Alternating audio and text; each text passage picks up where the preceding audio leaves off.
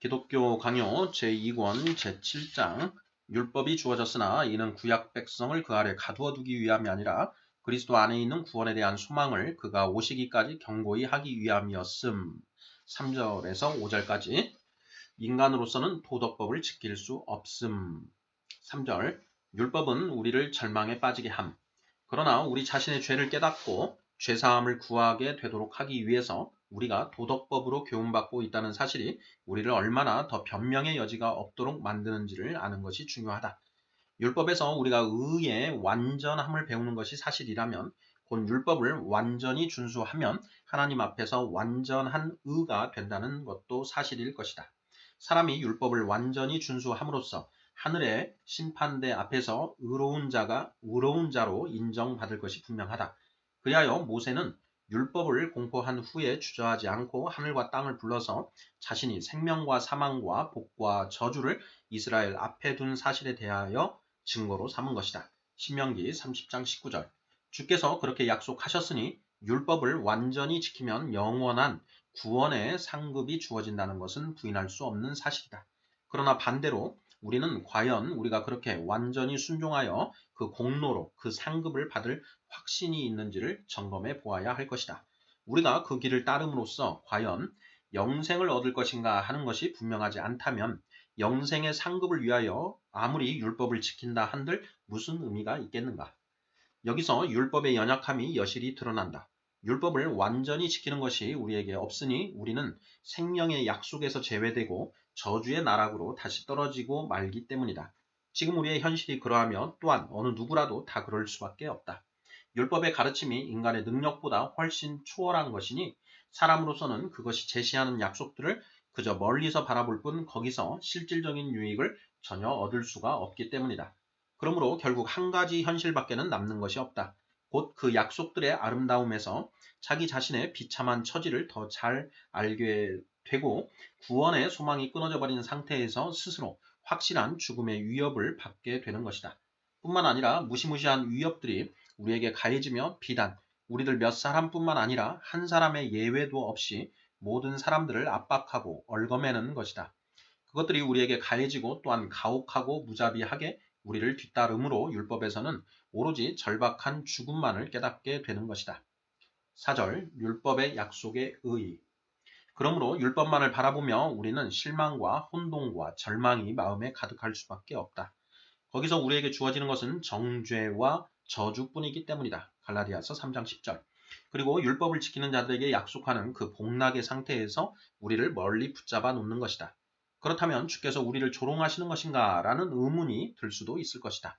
우리가 행복과는 거리가 멀고 절대로 얻을 수 없는데도 불구하고 우리에게 행복에 대한 소망을 제시하고 그 행복에 우리를 초청하고 거기에 매료되도록 하고 그것이 주어질 것이라고 확신을 갖게 된다면 그것이 우리를 조롱하는 것이 아니고 무엇이란 말인가? 나는 이에 대해 이렇게 대답하고자 한다. 곧 율법의 약속들의 조건이 붙어 있어서 우리가 율법에 완전히 순종하는지의 여부에 따라 그 누구도 이 조건을 이행할 수가 없는데 그 약속들이 좌우되기는 하지만 그러나 그것들이 결코 헛되이 주어진 것이 아니라는 것이다. 하나님께서 그의 값없는 선하심으로 말미암아 우리의 행위를 보지 않으시고 우리를 받아주시며 또한 복음으로 말미암아 우리에게 제시되는 그 동일한 선하심을 우리가 믿음으로 받아들이지 않는 한 그 약속들이 우리에게 아무런 소득도 없고 효과도 없다는 것을 배우게 된다면 비록 그 약속들에 그런 조건이 붙어 있다 할지라도 그 약속들은 그 나름대로 효력이 있는 것이다. 왜냐하면 그때 주께서는 친히 우리에게 모든 것을 베풀어 주시고 그의 풍성하신 자비하심에다 다음과 같은 것을 선물로 덧붙여 주시기 때문이다. 곧 우리의 불완전한 순종을 거부하지 않으시고 오히려 모자란 것을 채우셔서 그 순종을 완전하게 해주셔서 마치 우리가 그 조건을 이루기라도 한 것처럼 우리로 하여금 율법의 약속들을 받아 누리게 하신다는 것이다.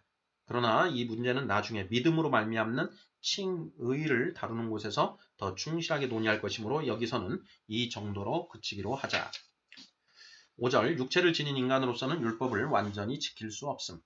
우리는 율법을 지키는 일이 불가능하다고 말했다. 그런데 이것을 매우 불합리한 견해로 취급하는 일이 다반사이므로 히에로니무스도 이를 반대하여 저주하기를 서슴지 않았다. 여기서 간단하게나마 이를 설명하고 확증하지 않을 수가 없다. 히에로니무스의 사상을 길게 논하고 싶지는 않고 차라리 바른 사상을 논의하는 것이 좋을 것이다. 또한 여기서 온갖 가능성에 대해서 이리저리 장황하게 따지고 싶지도 않다. 내가 불가능하다고 부른 것은 전혀 일어나지도 않았고 또한 절대로 생기지 못하도록 하나님의 작정이 막으신다는 것을 뜻하는 것이다. 아무리 먼 과거에까지 거슬러 올라가 보아도 사망의 몸을 지닌 성도들 가운데서 마음을 다하고 목숨을 다하고 뜻을 다하고 힘을 다하여 하나님을 사랑하라는 사랑의 목표에 도달한 사람은 단 한 사람도 없었다고 단언한다. 더 나아가서 육체의 정욕이라는 질병에 걸리지 않은 사람이 하나도 없었다는 것도 단언할 수 있다. 과연 누가 이를 반박할 수 있단 말인가? 우리가 어리석은 미신으로 상상하는 성자들의 모습이 어떤 것인가를 나는 잘 알고 있다. 하늘의 천사들이라도 순결하면은 그들에 미치지 못할 것이다. 그러나 이것은 성경에도 어긋나고 경험에서 얻는 증거와도 모순된 것이다. 뿐만 아니라 육체의 짐을 벗어버리기 전에는 참된 완전의 목표에 도달할 사람은 앞으로도 없을 것이라고 단언할 수 있다. 이 점에 대해서는 성경에 명백한 증언들이 얼마든지 있다. 솔로몬은 전혀 죄를 범하지 아니하는 의인은 세상에 없기 때문이로다 라고 말씀하며 전도서 7장 20절 다윗은 주의 눈앞에서 의로운 인생이 하나도 없나이다 라고 말씀한다. 시편 143편 2절 욥도 여러 구절에서 동일한 사실을 확증하고 있다. 욥기 9장 2절 25장 4절 바울은 다음과 같이 그 사실을 지극히 명확하게 표현하고 있다. 육체의 소욕은 성령을 거스르고 성령은 육체를 거스르나니 갈라디아서 5장 17절 율법 아래 있는 모든 사람들이 다 저주를 받는 상태에 있다는 것을 그는 이렇게 입증하고 있다. 기록된 바 누구든지 율법책에 기록된 대로 모든 일을 항상 행하지 아니하는 자는 저주 아래에 있는 자라 하였음이라. 갈라디아서 3장 10절 신명기 27장 26절 여기서 그는 아무도 그렇게 살 수 없다는 것을 암시하고 있고 사실상 사실로 전제하고 있다. 성경에 선언되어 있는 것은 무엇이든 다 영구한 것으로 필연적인 것으로 보는 것이 합당하기 때문이다. 펠라기우스 주의자들은 다음과 같은 교묘한 궤변으로 아우구스티누스를 괴롭혔다. 그들은 신자들이 하나님의 은혜로 이행할 수 있는 것 이상을 하나님께서 요구한다고 가정한다는 것은 하나님을 모욕하는 것이라고 주장한 것이다. 아우구스티누스는 그들의 비방을 피하기 위하여 주께서는 자신이 원하시면 죽을 인간을 얼마든지 천사와도 같은 순결함에까지 올라가게 하실 수 있었으나 그가 성경에서 선언해 놓으신 것과 모순되는 일은 결코 행하지 않으셨고 또한 결코 행하지도 않으실 것이라고 대답하였다. 나 역시 이를 부인하지 않는다. 다만 거기에다 하나님의 권능을 그의 신실하심과 서로 대립시키는 것은 어리석은 일이라는 것을 덧붙이고 싶다. 그러므로 성경이 절대로 없을 것이라고 선언하는 어떤 일에 대해서 그 일이 절대로 일어날 수 없다고 말한다면 그것에 대해서는 비방할 근거가 없는 것이다.